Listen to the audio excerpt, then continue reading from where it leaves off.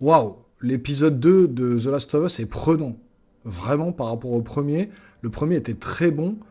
Là, on passe encore un cap au-dessus. Voilà, franchement, dirigé par Neil Druckmann pour cet épisode, c'est lui qui l'a dirigé. Franchement, chapeau, du tout bon. Bonjour les geeks, bienvenue sur la chaîne. On va parler tout de suite de la critique donc de l'épisode 2 de The Last of Us. Vous aurez compris, franchement, j'ai pas vu le temps passer. On a envie que ça continue. On a envie de voir la suite. Voilà, c'est trop court. L'autre, c'était 1h20. Le premier épisode, là, c'est 40-45 minutes, pas plus. Voilà, on a envie de savoir la suite. Même si on connaît le jeu, on a envie de savoir la suite. Donc, dans cette critique, il y aura deux parties. Une partie non-spoiler au début, courte, pour vous expliquer un peu le déroulement de l'épisode. Et après, il y aura une partie full spoiler. Donc, je vous indiquerai dans la vidéo, au moment du timer, où il y aura des spoilers. Je vous indiquerai en haut de l'écran une petite alerte. Comme ça, vous saurez si vous voulez quitter la vidéo, aller voir l'épisode, revenir après. Voilà, toujours est-il que l'épisode est réalisé par Neil Druckmann, donc le créateur du jeu vidéo. Et on le voit bien tout de suite. Dans la réalisation de l'épisode, c'est ça qui est bien fait, c'est que là, on suit vraiment, mais quasiment le jeu vidéo plan pour plan. On en reparlera dans la partie spoiler, je vous montrerai des images. C'est assez impressionnant. On voit bien qu'il a réalisé son épisode comme une partie du jeu vidéo, la deuxième partie où on va vers le Capitole. Donc c'est vraiment limite, voilà, plan par plan, on se rapproche du jeu vidéo. Et pour moi, c'est ça qui fait un peu la force de cet épisode, c'est que pour le coup, on essaye vraiment de se rapprocher le plus possible du jeu. Et du coup, voilà, moi qui est gamer, ça me fait vraiment plaisir et je pense que ceux qui ont joué au jeu vont s'en rendre compte immédiatement aussi. Au niveau du jeu des acteurs, on est toujours bon. Bella Ramsey, comme très bien Ellie, je trouve que c'est un cran au-dessus de l'épisode 1, ça marche encore bien. Pedro Pascal, pareil, il campe bien le personnage de Joël, un peu bourru, il veut pas répondre aux questions d'Ellie, il veut pas s'attacher à elle. On le ressent beaucoup dans l'épisode, donc ça c'est vraiment un bon point. Au niveau de la musique, pareil, toujours Gustavo Santaolalla, les petites musiques de tension qui apparaissent, les musiques de guitare dans les moments un peu dramatiques, ça marche toujours du feu de Dieu. Donc voilà, un épisode très très bien réalisé, voilà, qui est vraiment dans la continuité du premier. On part à l'aventure avec donc Tess, Joël et Ellie pour aller vers le Capitole, et puis ensuite la mission qui va débuter pour essayer d'aller dans l'Ouest américain. Donc honnêtement, ouais, ça marche vraiment bien. L'épisode est très bien réalisé, il y a de très beaux panoramas. Pour le coup, on n'est pas enfermé dans des couloirs ou dans des bâtiments. Ça s'ouvre un petit peu plus. On voit qu'il y a du décor naturel, on voit qu'il y a un peu de studio encore sur certains plans, mais on voit quand même qu'il y a des décors naturels et on voit un peu l'ambition des réalisateurs d'aller vraiment plus loin et de proposer vraiment une série dans un monde assez vaste, dévoré par la nature. Donc là, on voit vraiment que le temps a fait son œuvre et que la nature a repris le dessus. Et là, on le ressent vraiment dans cet épisode beaucoup plus que dans le premier, quoi. Et justement, au niveau des décors, on est un peu moins carton-pâte que dans le premier épisode, je trouve. Là, je trouve que les décorateurs ont fait vraiment du très très bon boulot au niveau voilà, de la reprise de la nature sur la ville. Les lianes, le lierre, l'herbe, tout ça. On voit que tout est délabré, on voit vraiment qu'il y a 20 ans qui sont passés et qu'on est vraiment sur le côté un peu apocalyptique de la ville. Et ça, c'est vraiment un bon point. Les décorateurs ont fait du super boulot de ce côté-là. Alors, au niveau de l'histoire de cet épisode, Neil Druckmann s'est permis certaines libertés. Alors, en même temps, c'est son jeu, donc il fait un peu ce qu'il veut, le mec. Mais voilà, il a ramené des petits pans de l'histoire supplémentaires qu'on verra en partie spoil également plus en profondeur. Mais il a ramené ces petites parties-là qui amènent un petit peu de fraîcheur à l'épisode et qui expliquent un peu plus de choses par rapport au jeu. Donc je trouve ça vraiment intelligent d'avoir fait ça, et ça garde en haleine aussi les joueurs qui connaîtraient par cœur le jeu comme moi, où on se dirait ouais bon bah je suis pas surpris, bah là il y a 2-3 trucs où j'ai été surpris, et donc c'est vraiment un bon point positif pour moi. Donc voilà, maintenant qu'on a parlé un peu de l'épisode en lui-même, et c'est compliqué de pas spoiler dans cet épisode pour avancer dans la critique, on va passer en full spoiler. Donc si vous n'avez pas encore vu l'épisode, bah, je vous invite à quitter la vidéo et puis vous revenez après, si vous voulez, pour finir la critique sur la chaîne. Mais voilà, on va passer en full spoiler. Je mets une alerte et c'est parti. Dans 3, 2, 1, on est en full spoiler, je vous aurais prévenu.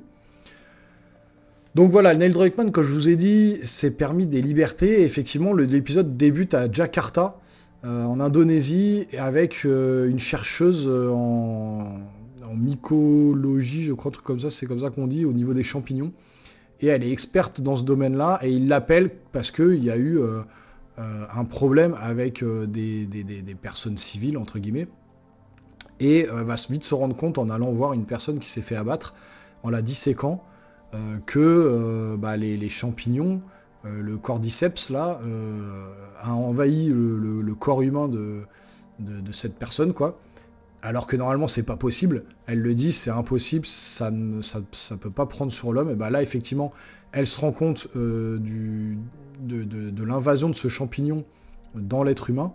Et donc là, on voit la panique en elle et elle déclare directement, voilà. En gros, la Terre, l'humanité est fichue, sauf si, en gros, on balance pas une bombe sur l'Indonésie pour rayer de la carte toute la ville où les premières infections ont eu lieu. Et donc, je trouve ça intelligent d'amener un peu ce truc-là, comment dire, les prémices un peu de cette invasion donc, du champignon qu'on connaissait pas dans le jeu, parce que dans le jeu, ils expliquent pas d'où ça vient, comment ça a été fait. On voit tout de suite une ellipse entre 20 ans avant et 20 ans après, et on ne nous explique pas, on nous explique juste que le champignon voilà, s'est développé, mais on nous explique pas d'où ça vient. Donc là, je trouve ça intéressant de voir un peu d'où vient le problème de ce champignon, qui a envahi en fait les corps des êtres humains, donc qu'on peut apercevoir dans la série. Donc ensuite, comme vous pouvez le voir au niveau de la photographie, voilà, on est quand même sur quelque chose d'assez subtil, d'assez fin, avec des tons un peu ocre, un peu voilà, jaune, orangé. Je trouve ça assez stylé. Là, on reconnaît d'ailleurs des plans du jeu vidéo. On en verra d'autres encore vraiment où les gamers, si vous suivez la chaîne, vous verrez, vous allez tout de suite voir l'image, vous allez dire « Ah, mais je me rappelle exactement de ce passage-là ». Donc là, on est quand même voilà, sur des décors assez soignés, avec des jeux de lumière qui sont très intéressants.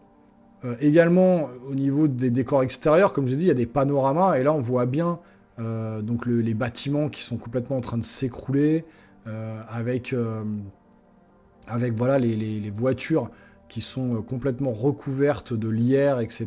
Donc on voit bien l'apocalypse, on voit bien les 20 ans qui sont passés, comme je vous ai dit.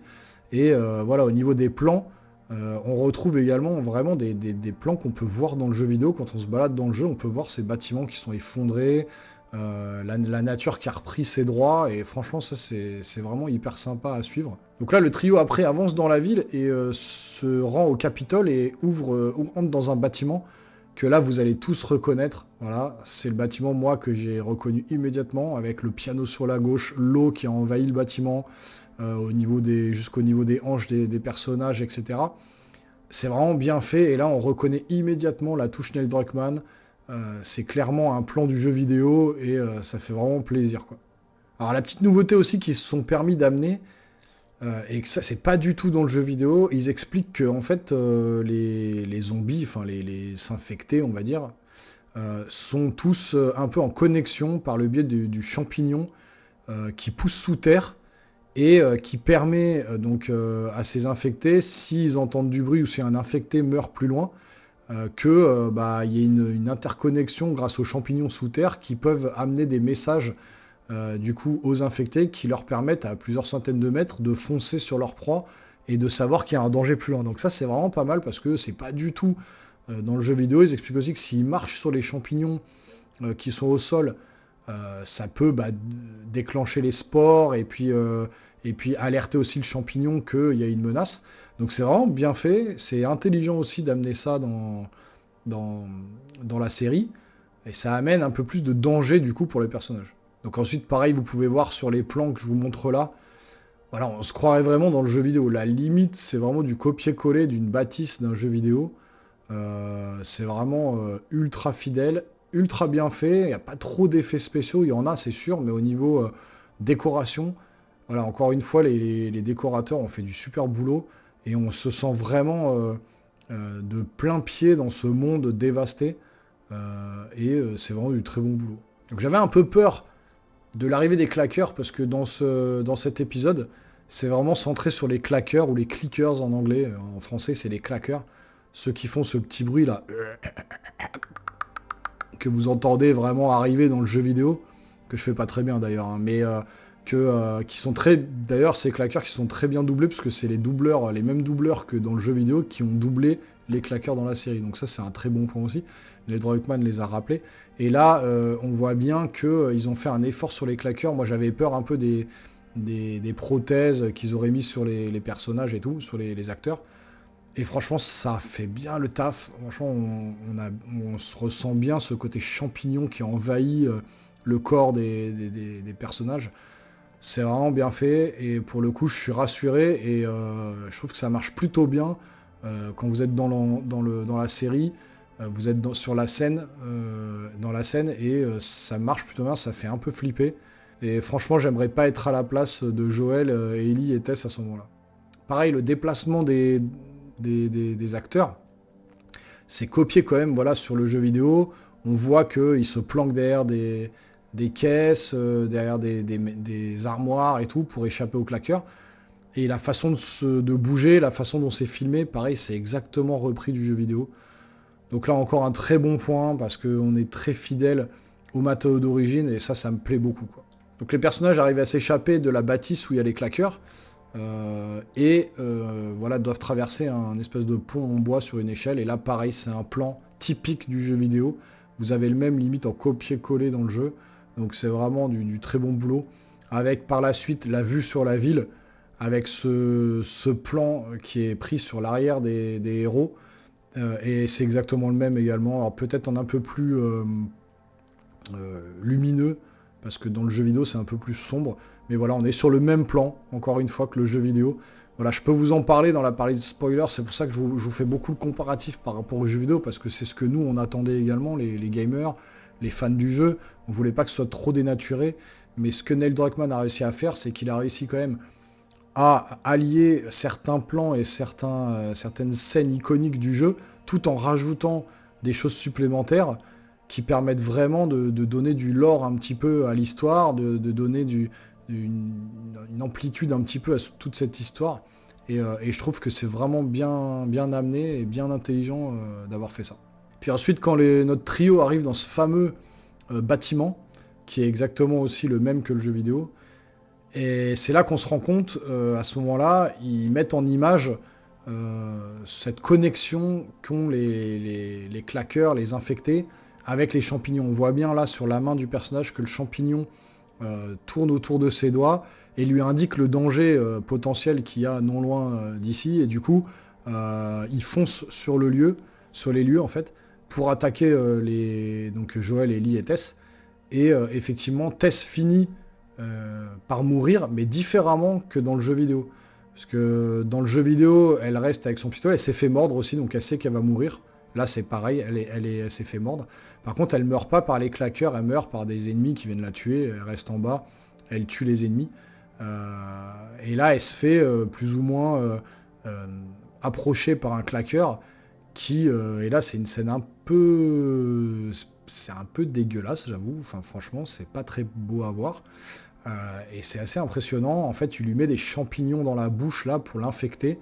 Et elle arrive comme elle avait versé de l'essence, à tout exploser et à tuer les claqueurs. Mais cette scène-là, qui n'est pas exactement la même que dans le jeu vidéo, qui reste la même finalité, puisque Tess meurt, mais pas de la même manière, et d'une façon un peu plus atroce, je trouve, que dans la version du jeu vidéo. Et puis sur la fin de l'épisode, on peut voir le souci du détail qui est apporté, déjà sur la bâtisse, en feu, suite à la mort de Tess, et puis aussi sur ce plan sur Ellie, avec le costume qu'elle porte, son t-shirt, son sweat, son jean, et puis cette lampe qu'elle porte sur le côté, accrochée sur son sac à dos, qui est exactement la même chose que dans le jeu vidéo, quoi.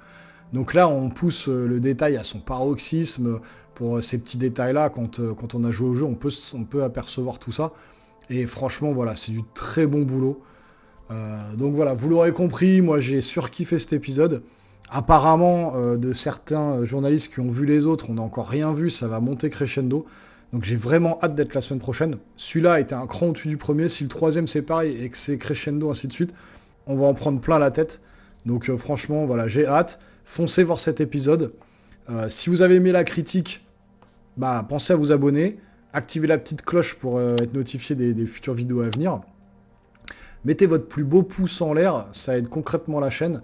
Moi, je vous attends sur les prochaines vidéos que je vais faire. Portez-vous bien les geeks. Ciao, ciao.